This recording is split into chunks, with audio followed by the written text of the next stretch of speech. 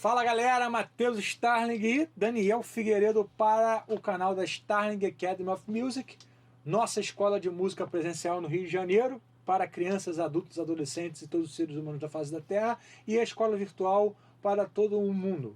Em breve para ETs também. Exatamente. Mas só de Marte. Só em 2025. Já sabe, né? Se inscreve, sininho, comentário, deixa sugestão de vídeo pra gente aí. Pelo amor de Deus, ajuda a gente com sugestão de vídeo, a gente precisa de verdade. O vídeo hoje, rapaziada, é aquela questão que sempre gera debates. Nós não queremos polemizar aqui, nós queremos debater, trazer as nossas ideias. Também a gente quer que vocês contribuam, né? Vamos trocar essa ideia a respeito do timbre, som, né? O som está no efeito, o som está na mão, o som está na guitarra.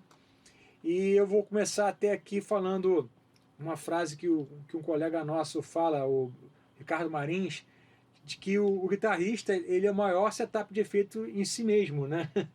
Porque você, quando toca, você pode controlar o som de tantas maneiras diferentes, desde a sua pegada, que já é uma infinidade de possibilidades, até só o controle do tone ali nos knobs da guitarra. Isso aí que já gera uma infinidade de possibilidades. Então, eu acredito que o músico, o guitarrista, no caso que a gente está falando de guitarra, ele tem uma grande autonomia para alterar o som, e os efeitos são uma outra etapa. Às vezes não se confunde as duas coisas, né? Não adianta também, apesar de você ter o controle manual através do seu touch, querer tirar um som de flanger. Não, eu vou flangear o som aqui no knob, não tem jeito, né? Então tem coisa que não adianta, você não vai tirar um drive de um som limpo, socando violentamente a guitarra. Mas você pode, através de um drive, ter um som limpo, por exemplo, né? Você pega isso é uma coisa interessante, né? Você tem um som de drive, você toca leve, você tem um som limpo, você ataca, você tem um som de drive. Então, assim, vamos falar um pouquinho disso aí, né, Daniel? A questão do músico, do timbre, a linha fina que tem entre as duas coisas. Eu acho que assim, eu nunca tinha pensado nisso antes, mas acho que a frase melhor que eu vou adotar agora, a gente usa muito essa expressão, o som está na mão, o som está na mão, mas eu acho que o som não está na mão, o som está no ouvido de cada músico. É na sensibilidade, no bom gosto entre aspas, né? Porque tem uma pessoa que tem bom gosto para fazer um tipo de música que outra pessoa acha horrível. Mas quem gosta daquele estilo vai achar que tem bom gosto. Então, assim, o som está aqui. Como você falou, você tem bilhões de possibilidades. Se você chega naquele som, e no seu timbre, por exemplo, que é um timbre muito elogiado, eu sempre gostei muito de ver as pessoas elogiando, e poucos guitarristas você vê que as pessoas elogiam também o timbre. Eu lembrei do Larry Carlton, não lembrei nem mais de outro, o Larry Carlton e o Matheus, mas quem? Pô, que as pessoas elogiam. Quem me dera estar no patamar do Larry Carlton. Não, mas tem muito... Mas a coisa assim, é fora a técnica, é o timbre da guitarra. Mas Jeff Beck também, a pessoa não, fala... Não, o Jeff Beck, cada disco tem que o som é horrível. Eu acho que ele foi uma conquista blow dele. Blow by blow, pelo amor de Deus, o que é aquilo, bicho? Parece um pedal sound de 1800 e parece que ele ligou na mesa e distorceu assim. Eu acho que tem muitos caras de Los Angeles ali. Los Angeles é uma região que produz muita gente tarada por timbre, né? Tá, porque muita gravação.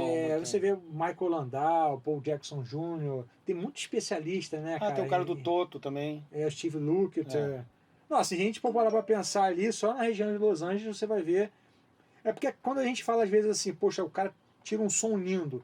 Às vezes o cara é um expert em tirar um som maravilhoso, mas não é conhecido como um guitarrista que tem uma voz. O David Gilmour, né, que a gente já citou em outros números, ele é um excelente timbre. Sim, com certeza. E acontece também de ter um timbre, o Eric Clapton tem um timbre no disco do Roger Waters, aquele que ele pede, uma mulher pedindo carona, The Pros and Cons of Hitching, eu acho que chama o disco.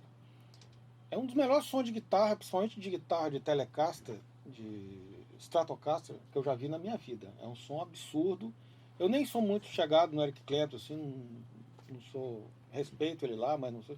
Mas naquele disco, eu acho que ele captou, o técnico conseguiu pegar tudo essa sonoridade do David Gilmour e colocou de brinde para o Eric Clapton. Sim. Então ali encaixou de uma tal maneira que quem gosta do Eric Clapton e não escutou esse disco é um como é que chama? Um pecado.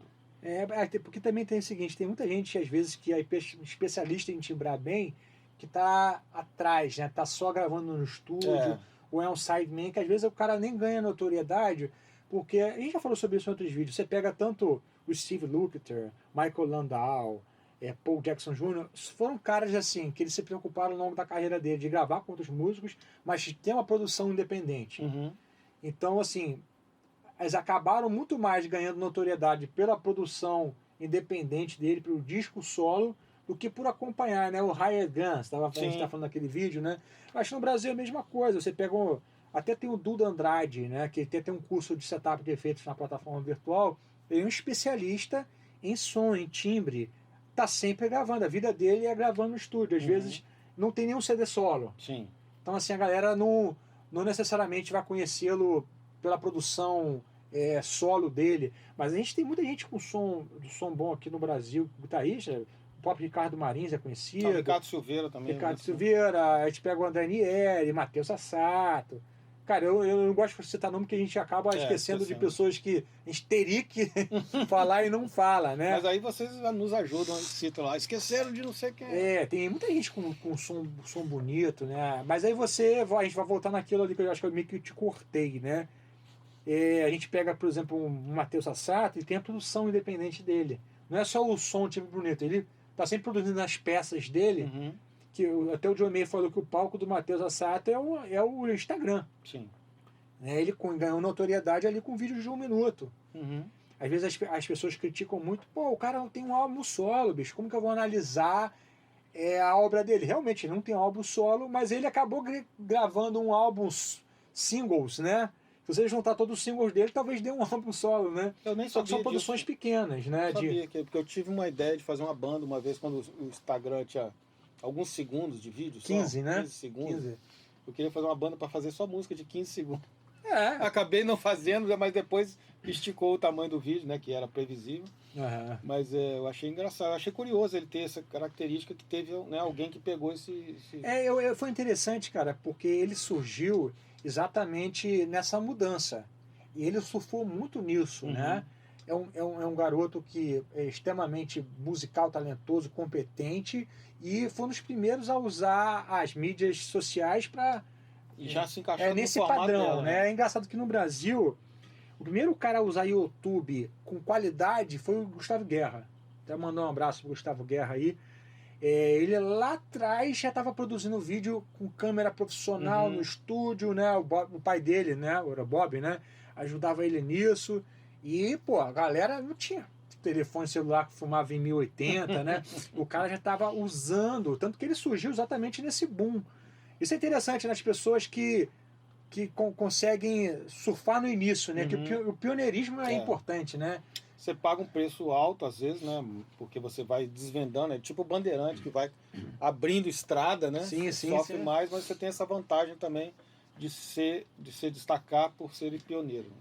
Eu também acho o seguinte, você percebe que alguns estilos, uma gama de timbragem exige uma pesquisa maior. Isso normalmente sempre foi do rock, né, cara? Roqueiro sempre teve um setup com possibilidades. Você pega um cara, tem que ter um drive, tem que ter um flanger, um chorus, tem que ter níveis de drive, né? Enquanto você vê a galera normalmente que veio mais dessa onda do jazz e tal, pedalzinho chuto. Você pega um Joe Scofield, a gente tá falando sobre timbre. Cara, eu ouvi a primeira vez o som do Joe Scofield, eu achei a coisa mais horrorosa do mundo, né?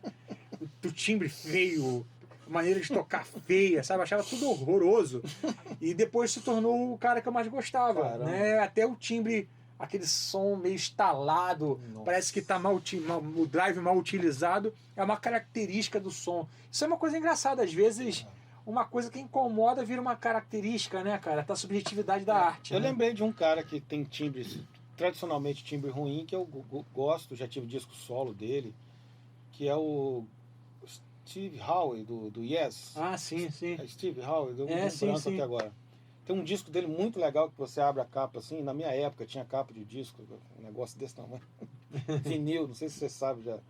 E tinha a foto dos instrumentos assim que ele usou. Ele também gosta de vários instrumentos diferentes, assim, com cada faixa que ele usou. Mas é um cara que me incomodava. Eu falei, cara, mas precisa ser tão ruim o timbre?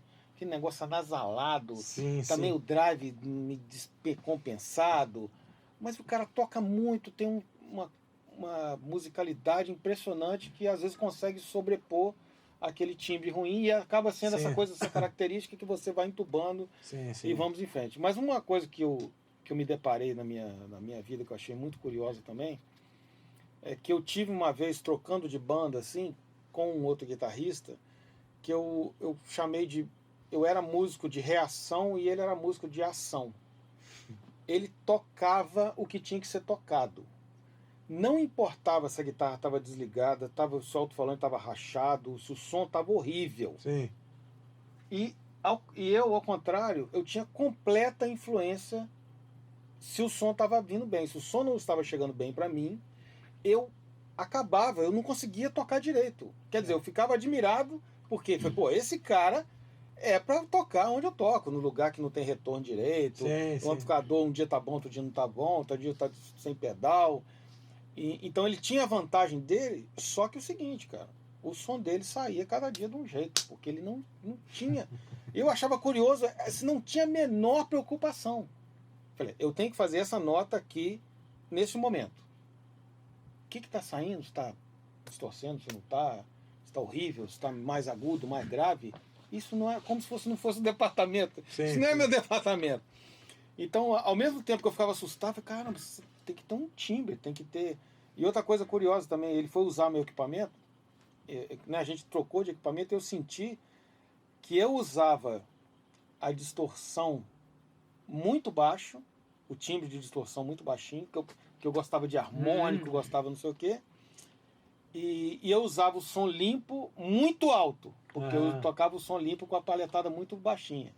E ele era ao contrário, cara. Então, quando a gente tinha que usar o equipamento do outro, era o terror. A gente praticamente não conseguia tocar. Então, tem essas diferenças gritantes, assim, que é difícil você adaptar. A velha história do cara do Ted Nugget, né? Que ficou louco quando foi tocar no equipamento do Van Halen, sabe? Sim, Essa história é famosa. Pô, bicho, deixa eu tocar aquele... Quando ele chegou lá, saiu o som de Ted Nugget. Não adianta. Aí que vem a coisa do dedo, que tem não sei o quê, mas não é só o dedo, tem um volume, tem um jeito de tocar. Tem uma outra história que eu não sei se eu contei, mas é importantíssimo também. Um cara me chamou na casa dele, porque ele tinha investido tudo do melhor. Tinha um microfone Martin com a melhor corda, com microfone Neumann, com Pro Tools, tudo. O cara tinha um restaurante aí, o cara tinha grana para gastar, fez um estúdio na sala, no quarto dele, só que o som tava desgraça, tava horrível. E ele só tinha me falado. Cara, eu já chamei um monte de gente aqui, eu não sei o que tá. Eu falei, cara, com esse equipamento, mas não é possível, cara. Eu tô curioso, eu quero ver aí o que está acontecendo. Aí, cheguei lá, mas cadê o violão? Não sei o que. Vou gravar aqui um pouquinho. Aí cheguei lá, comecei a gravar. Aí o cara, pô, mas isso? O som tá bom. Eu falei, cara, mas eu não tô fazendo nada. Eu falei, cara, mas é isso que eu quero. Eu falei, então toca aí. O que era? Pegada, né? Pegada. O cara sentava a porrada no violão. Então, não saiu, o som já não saía do instrumento. Então não existia equipamento no mundo que ia conseguir corrigir aquele som depois. Isso foi muito chocante. Eu nunca sabia que tinha uma coisa tão discrepante assim. O cara podia prejudicar tanto na força da palhetada. Esse negócio de... É muito background, né? Porque a gente está falando assim, normalmente, os músicos que têm o background no jazz, costumaram muito tocar com som limpo. Então tem um vídeo do Vitor Biglione engraçado na internet, um vídeo antigo que deu uma polêmica na época, né? Que ele estava num programa, alguém perguntou para ele assim, pô, qual a dica que você dá para os guitarristas novos? Ele, rapaz, você está começando? Não fica com esse negócio de pedalzinho para cá, pedalzinho para lá, pluga essa guitarra no amplificador, vai estudar. O pessoal meteu, então quer dizer... Então é o seguinte, galera, tem a galera realmente que tem esse background mais jazzístico, que sempre estudou com som limpo e tudo, às vezes não vê uma necessidade tão grande para ter muito pedal. Eu vim do rock, que tive pedal minha vida inteira, aí tive uma imersão, cara, que minha vida era só jazz, só som limpo, até desaprendi a tocar com drive, tive que reaprender. Depois eu iniciei uma fase Fusion. Hoje em dia, pra mim, eu gosto de setup enxuto, cara. Tem uma coisa até engraçada, que no meu primeiro álbum, o Kairos, tem uma música chamada de Helicó, depois vocês podem ver aí. Que eu levei uma pedaleira assim, tinha uns 4, 5 pedais, que não era do solo, cara, sem querer eu pisei no pedal errado, eu pisei no pedal do oitavador. Sim. Só que CD é gravado ao vivo. Eu fiz o solo inteiro, cara, com oitavador, cara. Eu tive que fazer, mas pisando já era, né? E ficou o solo que tá lá, foi o solo que eu falei, pô, depois, cara, ficou legal. Ou seja, eu comprei o ineditismo da questão ali e vamos embora, o som é esse. Tive um professor meu também chamado Alain Mallet, que uma vez, na Berkeley, ele é francês, tá tocando um ensemble, cara, o som do amplificador horroroso. Ele foi falar alguma coisa, eu falei, pô, mas o som do amp, ele, don't blame the amp. Falou assim, tipo assim, cara, não coloque a culpa no amplificador. O cara me deu uma lição de moral. Isso é engraçado, porque a mesma coisa aconteceu aqui no Brasil, quando um aluno meu foi fazer uma prova na Berkeley, e ele tava tocando, o cara começou a curtir o som dele, começou a tocar junto, daqui a pouco ele tocou, o som do amplificador, o cara, don't blame the amp. Parece até que... Fala, É uma pô, frase... tipo assim, cara, não culpe equipamento, cara. Começou a tocar, o som tá ruim, tenta se virar fazer o som acontecer. Sim. Isso aí é normal, a vida inteira a gente vai pegar som ruim. Mas também não fica só achando, como esse cara, que o problema era o equipamento. O equipamento, sim, sua claro. sonoridade, primeiro tem que sair do seu dedo. Primeiro ela tem que estar boa aqui. A guitarra é um instrumento muito dinâmico, né? Assim como sax, outras coisas. Então se você não tiver um som ali bonito, depois vai ser difícil você consertar. É tipo um negócio de, depois a gente conserta na masterização, né? Então assim, cara, corrige ali, tira o som limpo, pesquisa ali, ou drive. Agora dá uma dica aí do seu som, como é que você chega no seu som? Então, é engraçado, porque tem até um vídeo meu que eu vou linkar aqui, tá, que eu mostro o setup e tal. Eu, nesse CD, cara, mesmo quando eu tava nessa fase de compor os arranjos, as músicas, eu vou assim, cara, o que eu vou usar de efeito aqui? Eu falei, cara, não quero levar muito pedal. Eu comecei a limar, eu poderia ter um monte mais de efeito, mas eu queria exatamente aquela coisa do enxuto, depois quando a gente for tocar ao vivo, levar um set enxuto, seu mesmo set. Eu só usei 2 pedais de drive e o Line 6, né, o X3, que tem 15 anos de vida ele. E basicamente nele eu só usei um pouquinho de chorus e delay. Reverb do amp. Eu gosto, cara.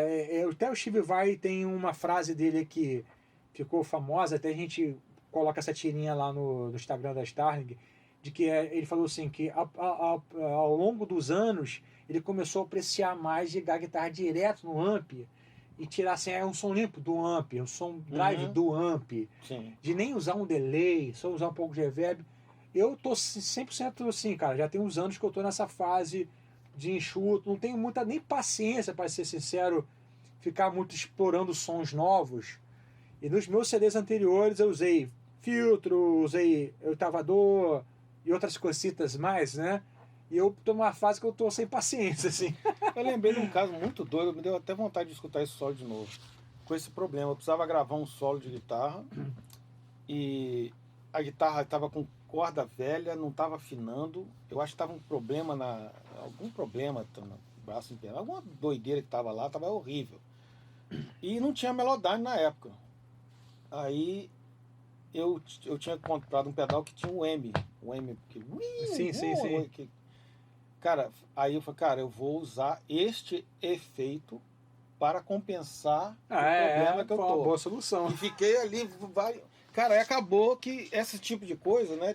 Tem muita gente que me elogiou muito esse solo, porque ele completa, parece que eu tinha pensado, mas aquilo ali foi uma muleta que eu arrumei, que acabou me dando dando um diferencial, ficando um solo muito melhor do que se eu tivesse feito com a guitarra. Aqueles... escreve certo, né? Deus escreve certo com linha torta, é tipo isso, assim. Você, cara, vou aqui e acaba aquilo ali que se você acha horrível, que é um quebra-galho para apagar incêndio, acaba te dando muito reconhecimento. E ao mesmo tempo teve solos que eu fiquei um mês criando e que ninguém notou. Tá o solo passava assim, ficava olhando para as pessoas, bicho, o cara não percebeu a profundidade do solo. Eu trabalhei cada milímetro do solo. Aí não, o solo que você fez assim de supetão, todo esquisito, Isso a gente nunca tem como prever esse tipo de coisa, né? O dia que você acha que você tocou bem, aí todo mundo, ninguém tá nem aí. O dia que você acha que você tocou mal, todo mundo vem te elogiar. A gente tem uma Isso aí. percepção, né? Uma autocrítica que não deve ser levado muito a sério. E é interessante também que essa questão assim de pedal, você vê que é muito fase. Eu acho que a gente teve uma fase aqui no Brasil, naqueles anos de bonança, né, que a gente viveu 2008, 2009, 2010, tava todo mundo trabalhando, com dinheirinho sobrando. Cara, veio com aqueles grupos no Facebook só sobre efeito pedal. Aí todo mundo discutindo sobre pedal. Aí entrou a crise. Todos esses grupos deixaram de discutir sobre pedal e só vendia pedal. Tá. Tô vendendo, gente. Tô vendendo. E eu sinto que hoje deu uma estabilidade de novo, né? Sim. Aquela tara por pedal, boutique, versus digital tal, acalmou agora, a galera tá mais consciente, né? Compra um pedal, compra um multi-efeito, tenta tirar mais o som, né? Aquela que a gente já falou sobre isso, não adianta você comprar um pedal achar que em um dia você vai tirar ou não. Vai ter que estudar, vai ter que... Ali o cara compra um multi-efeito com 500 efeitos dentro, 30 simulações de amp, o cara, meu irmão, não sabe nem qual a diferença de um Marshall para um Fender, né? Então é o seguinte, galera, paciência, consciência e tem que estudar. Até efeito você tem que estudar. A timbragem é um estudo. E essa coisa do bom gosto, eu acho que pode ser adaptado. Assim, você pode analisar que uma guitarra, perguntar, ver a opinião das pessoas. Você acha o meu timbre legal? Não, eu acho meio agudo. Eu acho. E você vai se adaptando, você vai. Eu acho seco demais, eu acho muito drive, não sei o quê. Mesmo que não seja aquilo que você goste, né, o timbre que você gosta, se você está tocando para o público, você quer agradar o máximo possível, nem que seja do seu nicho. Então é importante você... dá para você também, assim como você estuda melhor a escala, você vai estudando também o seu timbre, para não ser só o timbre que te agrade, mas que agrade cada vez mais pessoas, né? Esse bom gosto que eu estou falando, que você ir lapidando, entendeu? É tipo assim, eu sempre gostei muito de reverb. Assim, gostar mesmo, de querer dormir, viver numa catedral. Então, assim, eu tenho uma tendência muito grande a colocar muito reverb, porque eu gosto daquela coisa. E obviamente, tem estilos de música que eu não posso colocar quase nada. Então, é uma luta constante que eu tive que fazer essa compensação.